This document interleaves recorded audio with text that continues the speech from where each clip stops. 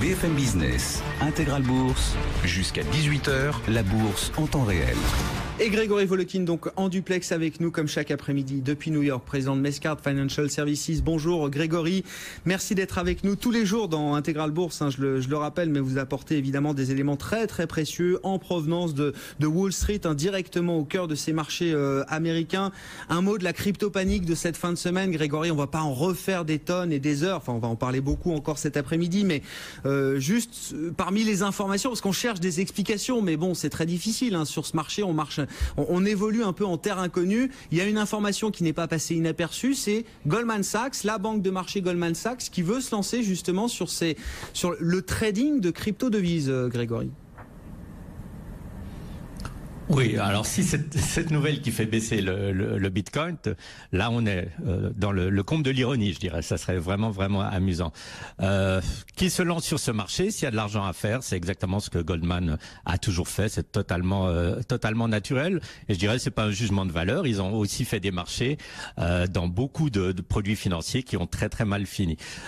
Pour le Bitcoin, je dirais ce qui est relativement intéressant, c'est qu'on a quand même la preuve sous les yeux que ce n'est pas une monnaie. Pourquoi? Parce que si c'était une monnaie, vous n'avez pas besoin de la vendre pour faire un achat. Donc, vous pourriez faire vos courses de Noël en Bitcoin et vous les auriez fait à 18 000 ou à 17 000 dollars le Bitcoin. Mais comme c'est pas possible, qu'est-ce que vous devez faire? Vous devez vendre votre Bitcoin pour réaliser vos profits. Donc, j'irais la leçon d'aujourd'hui, c'est que c'est un peu la preuve que ce n'est pas une monnaie. C'est ce qu'on veut, mais c'est en tout cas pas une monnaie. Bon, voilà, on prend des profits sur le Bitcoin. Enfin, quand on prend des profits sur ces monnaies virtuelles, c'est quand même des décrochages assez spectaculaires dont on n'a pas l'habitude, évidemment, sur les marchés plus traditionnels, qui sont des marchés déjà beaucoup plus profonds et beaucoup plus stables, quoi qu'on puisse en dire, que ces monnaies ces marchés, de devises virtuelles, le Bitcoin, voilà, qui chute actuellement de 25%. Dans l'actualité, Grégory, il y a des chiffres très importants pour le coup, des statistiques, une série de statistiques majeures qui sont publiées chez vous aujourd'hui aux États-Unis, et notamment alors les dépenses des ménages et puis un chiffre d'inflation qui permet quand même de terminer l'année avec une note un peu plus positive sur le front de l'inflation, justement, Grégory.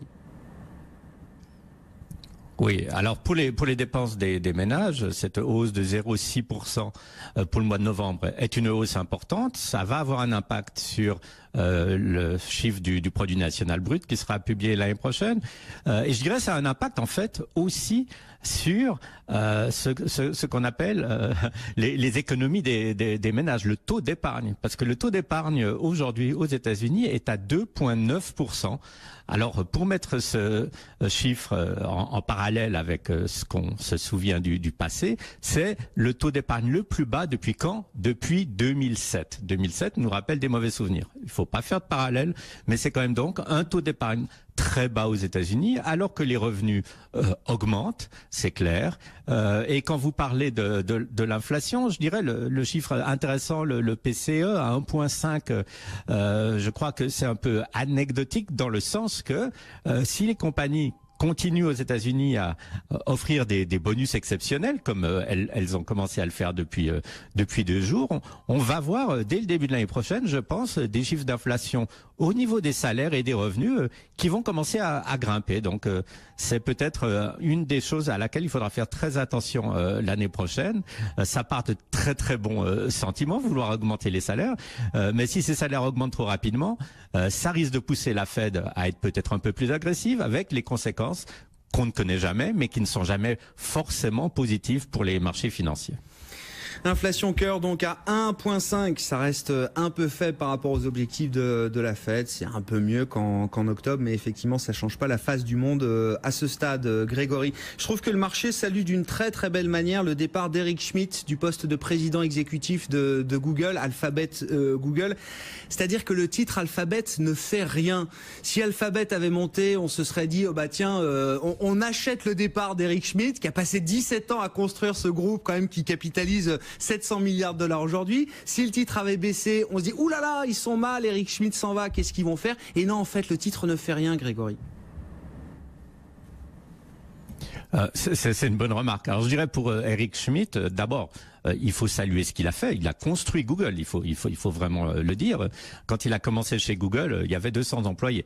L'autre chose, Eric Schmidt s'en va en disant, écoutez, vous aviez besoin d'un adulte dans la maison, mais maintenant les adultes sont au pouvoir. Pourquoi il dit ça? C'est parce que quand il est rentré chez Google, les deux fondateurs et dirigeants de Google, Sergey Brin et son nom m'échappe, mais ça fait rien, avaient tous les deux, Larry Page avait tous les deux 29 ans.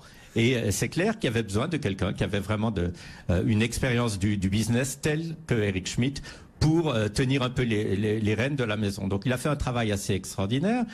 Pour la petite histoire aussi, ce qu'on dit aujourd'hui, c'est que bon, il part vraiment là au sommet, mais que Eric Schmidt était quelqu'un qui était connu pour avoir une vie, je dirais, un tout petit peu à la française, dans le sens que c'est quelqu'un qui très souvent était vu en compagnie de belles femmes qui n'étaient pas forcément son épouse.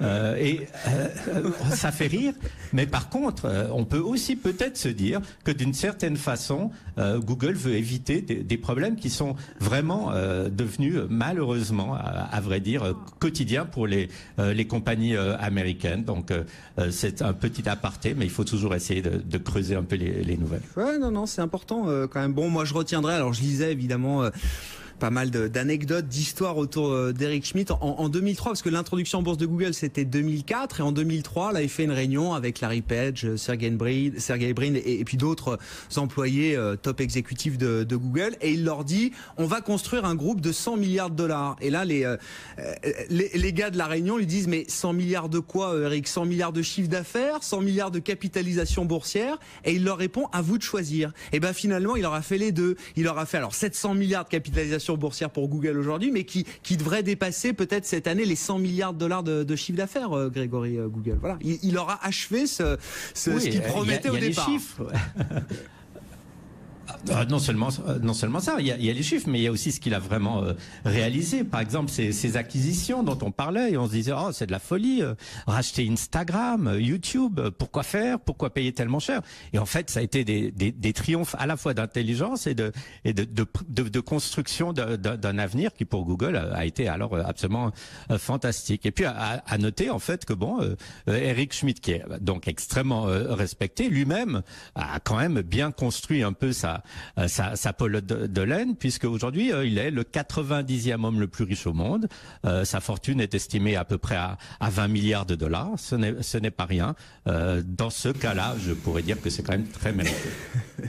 Merci beaucoup Grégory. Bonne séance à vous et très bonne fête de fin d'année. On vous retrouve évidemment début janvier. Vous serez avec nous encore en 2018 pour nous faire vivre donc ces marchés américains et ce qui fait l'actualité de ces marchés à Wall Street. Grégory Volokin, président de Mescard Financial Services.